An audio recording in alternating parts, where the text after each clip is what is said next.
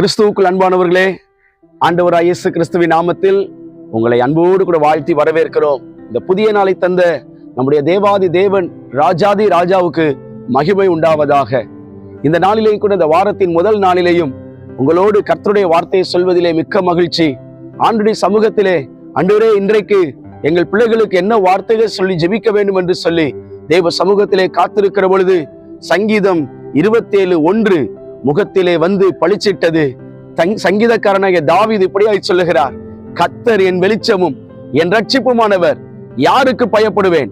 கர்த்தர் என் ஜீவனின் பலனானவர், யாருக்கு அஞ்சுவேன் என்று சொல்லி கேட்கிறார். பல நெருக்கடிகள், பல துன்பங்கள், பல வேதனைகள், இப்படியான சூழ்நிலையிலே ஒரு இயேசுவை அறியாத ஒரு மகன் நினைப்பான், செத்து போனா நல்லதுன்னு நினைப்பான், தற்கொலை செய்து மரித்தால் நல்லது என்று நினைப்பார்கள். ஆனால் ரட்சிக்கப்பட்ட தேவனுடைய பிள்ளைகள் என்ன நினைப்பார்கள் தெரியுமா?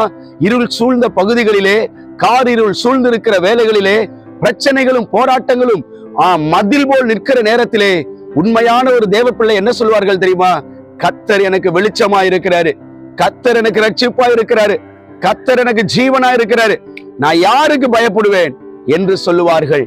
இன்றைக்கும் அருமையான தேவனுடைய பிள்ளைகளே, பிரச்சனை இல்லாத மனிதர்கள் கிடையாது, போராட்டம் இல்லாத மனிதர்கள் கிடையாது, பாடுகள் இல்லாத மனிதர்கள் கிடையாது. ஆனால் இயேசு கிறிஸ்துவின் நாமத்தினாலே சொல்ல வேண்டும்: கர்த்தர் என் வெளிச்சமும் என் ரட்சிப்புமானவர், யாருக்கு பயப்படுவேன்? கர்த்தர் என் ஜீவனின் பலனானவர், யாருக்கு அஞ்சுவேன் என்று நீங்கள் சொல்லுங்கள். கர்த்தர் உங்களை ஆசீர்வதிப்பார். இந்த விசுவாச அறிக்கையை இன்றைக்கு செய்யுங்கள், உங்களை கர்த்தர் பலப்படுத்துவார். ஜெபிப்போமா? எங்களை நேசிக்கிற எங்கள் அன்பின் நல்ல பிதாவே, உம்முடைய குமாரனாகிய இயேசு கிறிஸ்துவின் நாமத்தில் உம்முடைய சமூகத்திலே வருகிறோம். எங்கள் அன்பு சகோதரர்கள், எங்கள் அன்பு சகோதரிகள், எங்கள் வாலிபர்கள், எங்கள் சிறுவர்கள், யார் யார் என்னென்ன பிரச்சனைகளோடு மனச்சோர்வோடு இருந்தாலும் இந்த வசனத்தை சொல்லி ஆண்டவரே தங்களை திடப்படுத்திக் கொள்ள உதவித்தாரும், தங்களை தைரியப்படுத்திக் கொள்ள உதவித்தாரும். பிரச்சனைகளை எதிர்கொண்டு அவைகளை ஜெயமெடுக்கிற பிள்ளைகளாய் மாற்றும், வெற்றி அடையக்கூடிய பிள்ளைகளாய் மாற்றும். இந்த நாள் உங்க பிள்ளைகளுக்கு ஆசீர்வாதமாய் இருப்பதாக இயேசு கிறிஸ்துவின் நாமத்தில் வேண்டிக் கொள்கிறோம் எங்கள் அன்பின் நல்ல பிதாவே.